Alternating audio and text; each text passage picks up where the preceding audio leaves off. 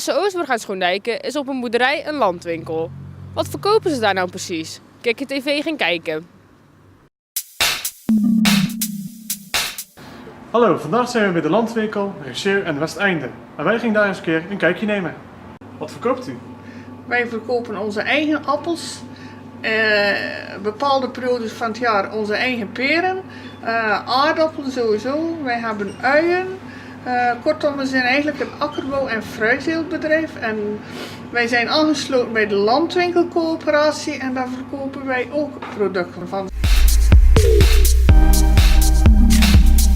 Van de provincie Zeeland, daar hebben we ook spullen van. Daar heb je ook de Zeeuwse bolusmix, allerlei soorten artikelen, de Zeeuwse bieren. Kaas is er, ook van de landwinkelcoöperatie is er kaas. Ja, een heel groot assortiment. Komen ook hier heel veel toeristen? Er komen hier heel veel toeristen, maar onze eigen mensen mogen we ook niet vergeten, die zijn net zo belangrijk. Want toerisme speelt ook een stukje mee. Als onze eigen mensen op vakantie zijn, dan hebben we weer de toeristen.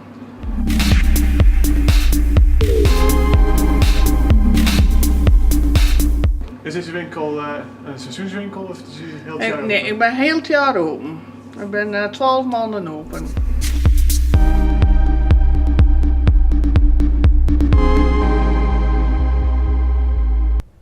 Parkeren in Oostburg wordt flink onder handen genomen. Wij vroegen de wethouder wat er precies ging gebeuren en de mensen in Oostburg wat ze ervan vonden. In Oostburg wordt er heel veel gepraat over de blauwe parkeerzones. Kijk, TV ging praten met de wethouder over de blauwe zones.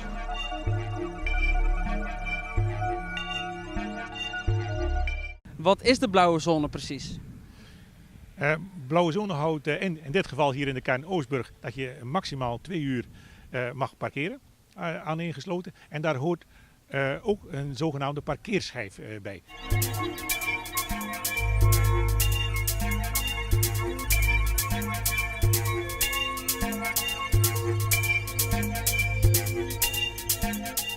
De blauwe zones is voor de klanten van het centrum en niet voor de werknemers, want die staan er natuurlijk langer dan 2 uur. Is daarover nagedacht? Klopt. Voor zowel het personeel van de bedrijven als ook de vaste inwoners hier die in het centrum wonen, is dat wel een nadeel. We denken overigens beperkt, omdat er ook nog voldoende parkeerruimte in de directe omgeving is, waar je gedurende een langere tijd, dus de hele dag, kunt parkeren. Dat is hier achter het Ledeltheater. Zijn we dus ook aan de andere kant van Oostburg, achter het eenhoornplantsoen. Dus er is voldoende afstand op redelijk korte termijn, waar toch ook de bewoners en het personeel van de bedrijven gebruik kunnen maken. En ja, het is natuurlijk ook zo, na 4 uur 's middags houdt het op de blauwe zone, is het weer vrij parkeren. En als 's ochtends de mensen naar hun werk gaan, dat is meestal voor 9 uur. Dus dat is ook geen probleem. De kern Oostburg is een van de 2 grootste kernen in de gemeente Sluis. Dat is toch de plaats met de centrumvoorzieningen. Denk aan de gezondheidszorg, denk aan de scholen. En ook er is toch een groot aanbod aan winkels hier. Onder andere de supermarkten, maar ook de winkels hier in de kern. Dus dat is een kern waarvan wij denken dat die nog aantrekkelijkheid kan vergroten. Daarom besteden we op dit moment ook vanuit de gemeente heel veel aandacht aan deze kern. Met dat transformatieplan Aantrekkelijk Oostburg. Er is voorzien dat er grote investeringen in de kern gaan gebeuren. En het verkeer en het parkeren speelt daar ook een rol in.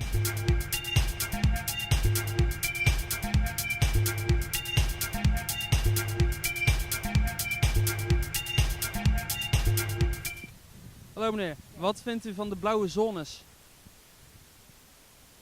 Zonde van het geld. En waarom vindt u dat zonde van het geld? Want de blauwe zones zijn er toch om geld te besparen? Ja, maar ik heb het over gemeentelijk geld. Kijk, in 2003 is hier betaald parkeren ingevoerd om een begrotingstekort te dekken. Toen zijn er 42 plaatsen hier in Oostburg betaald parkeren ingevoerd. Vervolgens heeft er een volgende gemeenteraad besloten om 's winters het parkeren vrij te laten. Ja, op het moment dat de klanten van de winkels de mogelijkheid om dicht bij de winkels te parkeren het hardste nodig hadden. Met kou, met regen, met sneeuw. stonden de werkmensen van de winkels en de eigenaren die stonden op de plaats dicht bij de winkel en de klant die kon verder lopen. Maar hoe je het ook went of keert, betaald parkeren bracht in ieder geval geld op en dekte de kosten voor de gemeente. Nu, als je serieus blauw zone in wil voeren en wil controleren, dan kost het handhaven dus geld en het levert geen stuiver op. Behalve die enkeling die per ongeluk te lang blijft staan. Dus vandaar dat ik zeg dom.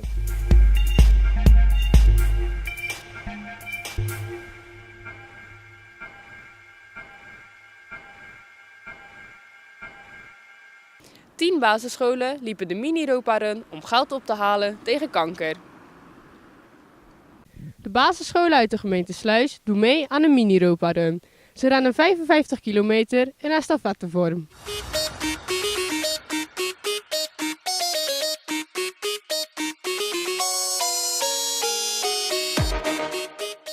Wat houdt de actie precies in? Wij gaan de officiële Europa-run in mini-vorm uitvoeren.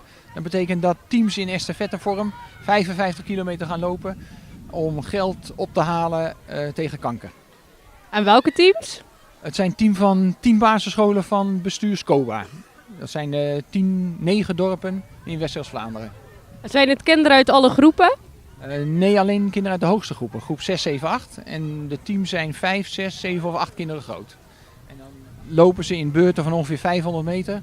Zijn ze elk een keer of 15 aan de beurt. En lopen ze totaal per kind zo'n 8 kilometer.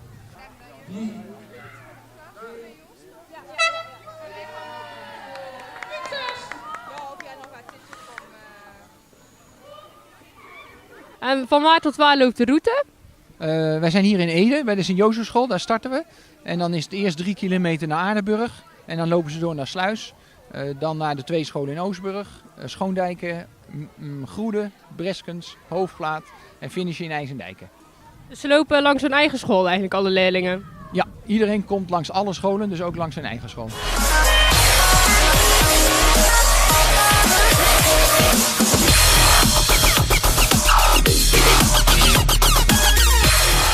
Op welke school zit je? De Sint-Bavo-school in Oostburg. En waarom doe je mee met deze mini-Europa-run? Omdat ik het leuk vind en om geld in te zamelen en omdat je dan vrij had van school. Dat laatste is belangrijk zeker. Ja. Denk je dat je het volhoudt? Ja hoor. Want het is 8 kilometer per leerling ongeveer waar je moet lopen. Ja. Ja, dat lukt wel denk ik. En is het een leuk team waarin je loopt? Ja hoor. Dus het moet helemaal goed komen. Ja.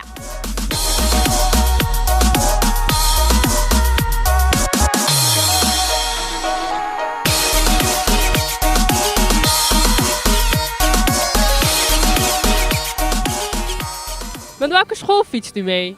Voor de Meerstroomschool in Groede. En u fietst de hele 55 kilometer mee? Nou, misschien dat ik ergens wel even ga wisselen met iemand. Hoop ik eigenlijk. Ja. Denkt u dat u het tot de helft volhoudt? Ja, ik ga ervan uit dat dat wel gaat lukken, ja. Maar het is misschien optimisme hoor, dat weet ik niet. Heeft u ervoor geoefend? Nee, helemaal niet. Ik was ziek van de week, dus nee. We zullen het wel zien, hè? En waarom doet u mee?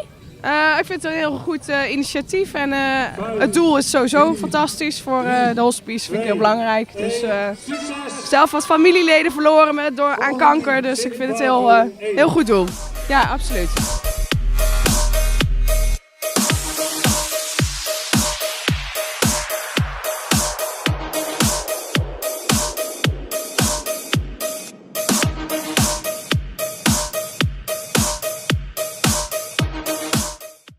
Niemand hoopt ooit te maken te krijgen met internetfraude. Wij gingen langs in de snoepwinkel in Sluis die hiermee te maken heeft gehad. Iedereen kent het wel, spullen kopen via internet. Maar helaas zijn er ook mensen die daar misbruik van maken. Olleke Bolleke Candy Shop in Sluis ondervond last van zulke oplichters. Wat is er precies gebeurd? Nou, via internet zijn er spullen aangeboden en op zich is dat natuurlijk niet zo erg, maar ze zijn onder mijn naam aangeboden. De mensen konden dus geld storten op een bepaalde rekening die niet van mij was. Maar ze konden de spullen bij mij afhalen. En ja, ik heb helaas niks te koop. Wat voor spullen werden er aangeboden? Dat ging om tablets, om gsm's, dat soort zaken. En hoe kwam u erachter dat...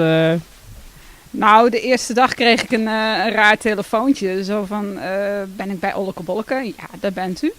En toen vroegen ze naar een Jolanda. Alleen er werkt hier geen Jolanda. En die meneer die had zoiets van, oeps, daar gaat het verkeerd. Ja, daarna kreeg ik nog een telefoontje. En die meneer die zei van, ga nou maar even op marktplaats.nl kijken. Want daar staan wat verschillende dingen aangeboden. En die mensen werken onder jullie naam.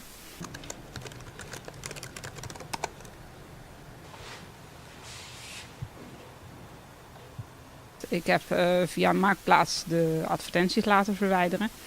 Ik heb contact gezocht met de politie, alleen die wilden of konden niks doen. Dus daar kreeg ik 0 op request. Ik heb via mijn eigen site aangegeven van wij verkopen niet dit soort dingen. En ik heb de PZC ingelicht, dus de lokale krant hier. En ja, zo gaat het balletje rollen. En hoezo wilde de politie daar niks mee doen? Ze vonden dat ik niet benadeeld was. Dus, maar ja, ik vind dat zelf eigenlijk wel, want het is toch een vlek op je naam. Vooral mensen die Olleke Bolleke zelf niet kennen, van verder weg komen. Die hebben zoiets van, nou daar gaan we maar niet meer naartoe, want we krijgen onze spullen toch niet. Heeft u er veel last van gehad? Ja, de eerste aantal dagen dat die advertenties erop stonden op Marktplaats, toen wel. Nu begint het wat te minderen. Ik heb nog wel een paar keer op de mail moeten zeggen van sorry, ik heb geen spullen. Als je betaald hebt, ga naar de politie en geef het daar aan.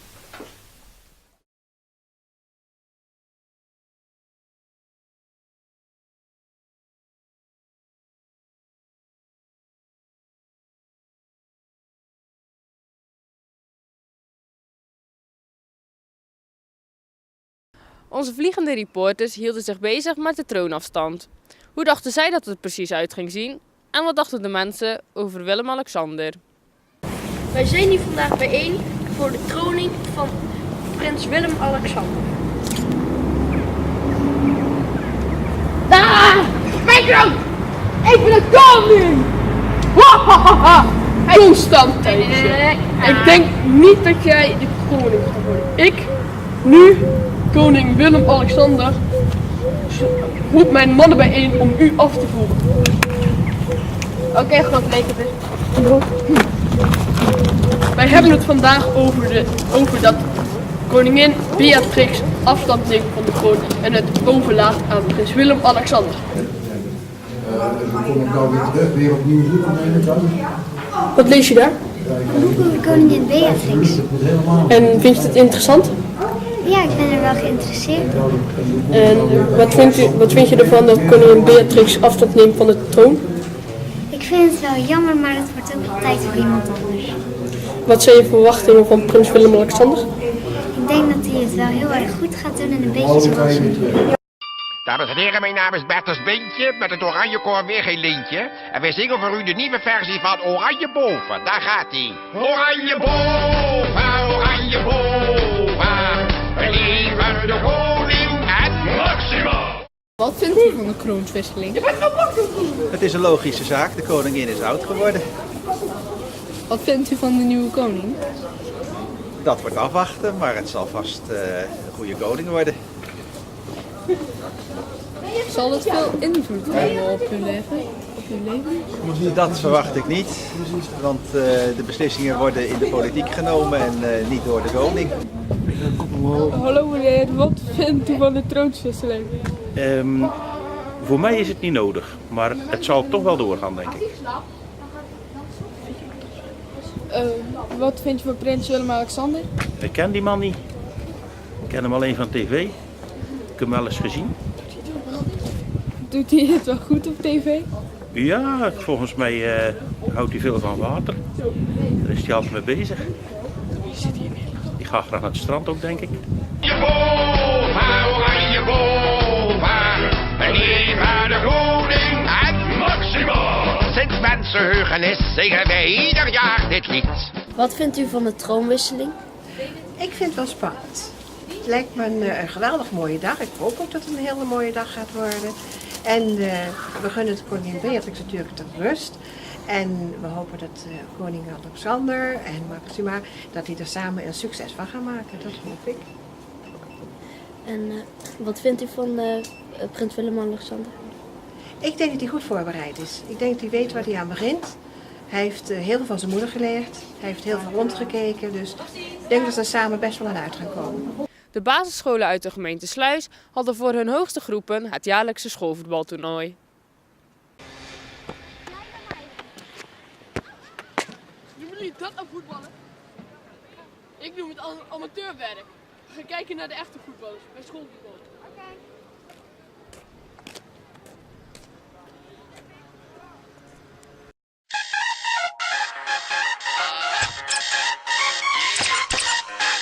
Haal je toeter uit de laag, want we gaan naar het TK met Mark van Bommel en Van der Vaart. Wesley Sneijder aan de bal, winnen we van Portugal. We vegen ze allemaal van de Wat vindt u van schoolvoetbal als trainer? Het niveau ligt volgens mij hoger dan vorig jaar. In ieder geval in ons team. We gaan een stuk beter dan vorig jaar. We hadden vorig jaar geloof ik 1 keer gescoord. We hebben er nu al 3. Dus het gaat voorspoedig. En hoe lang zijn jullie dan nu al bezig? Dit is onze tweede wedstrijd. We hebben de eerste wedstrijd gewonnen met 2-0. En we staan nu met 1-0 voor in de tweede wedstrijd. Okay.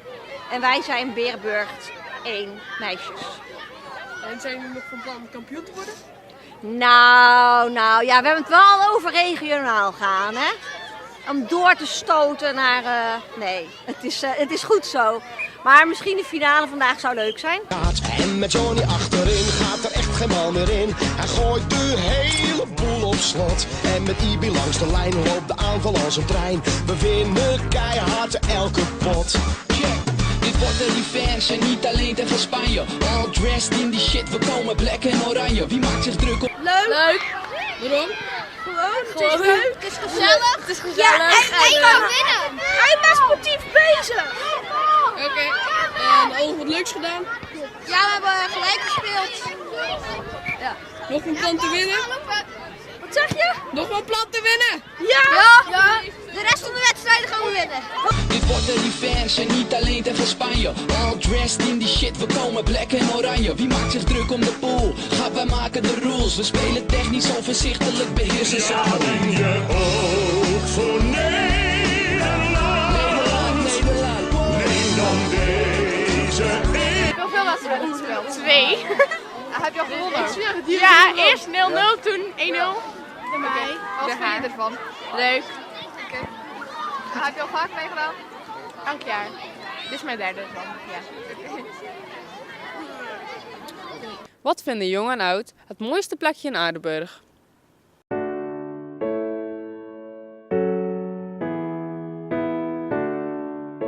Vandaag met het lekkere weertje zijn we in Aardenburg. We gaan kijken wat de mooiste plekjes hier zijn. Mevrouw, wat vindt u het mooiste plekje van Aardenburg? Och juffrouw, hier zijn er zoveel mooie plekjes. Maar het liefste en het mooiste, dat vind ik de Elderschans. Het sportrecreatiehunter, dat is het mooiste. En waarom vindt u dat het mooiste? Omdat er mooie wandelpaden zijn en de omgeving allemaal. En de mooie bomen en echt, doet echt wat aan als je daar loopt. En komt u er vaak? Ja hoor, ik ga er regelmatig een wandelingetje doen. Ja, heel alleen en vind dat prachtig. Ik vind dat mooi. En dan een keer op een bankje zitten. Echt wel genieten ervan. Ja hoor, dat vind ik echt wel mooi.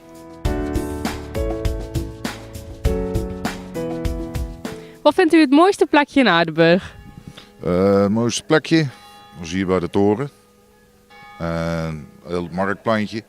Maar hierachter, waar de muziektent staat. Vind ik ook mooi. Waar je lekker kan lopen, het bosje van Aardenburg hier zo. Oh, nee, het ver gehad voor mij. En waarom vindt u dan mooie plekken? Kan je lekker tot rust komen. En dat vindt u belangrijk? Af en toe wel, ja. Hectisch leven af en toe. Dan is het belangrijk om een keer tot rust te komen, lekker mee rondlopen.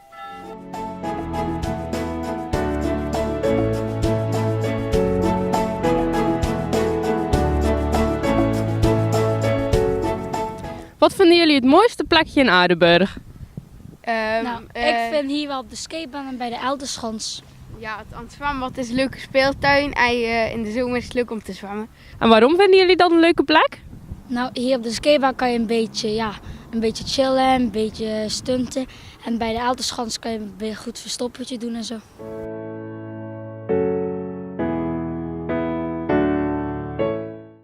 Wie dacht dat verven alleen voor kleuters was, heeft het mis. Sinds een jaar is er in Breskes op het industrieterrein een paintballcentrum geopend.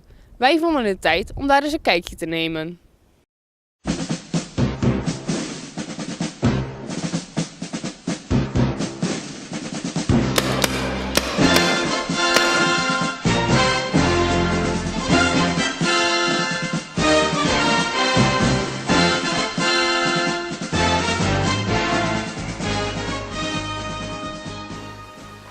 We gaan zo meteen paintballen. Er zijn een aantal regels van toepassing. Jullie hebben allemaal een masker gekregen.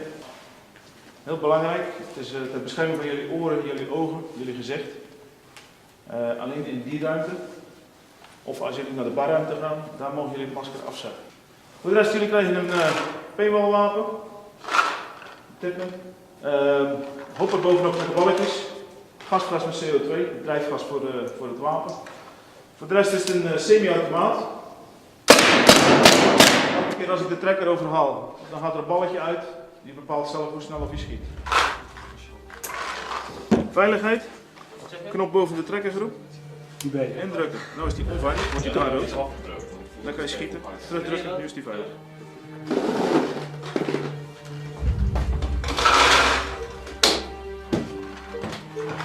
Nou is het. Ja, dankjewel. Ready! This game starts in 3, 2, 1! Go, go, go, go, go, go, go, go!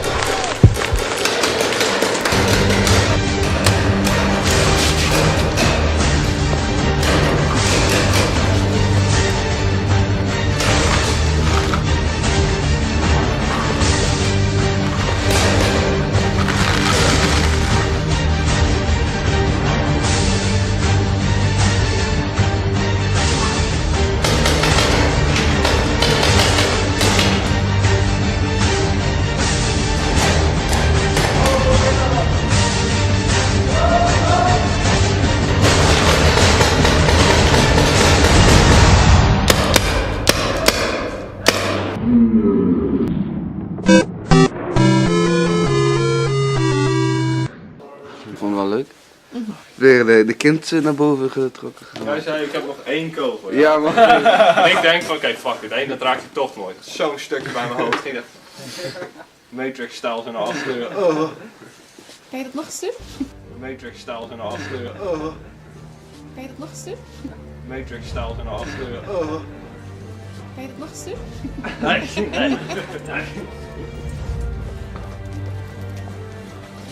En nou blauwe plekken. Ik hoop het niet, ik denk het wel. Bedankt voor het kijken en tot volgende week.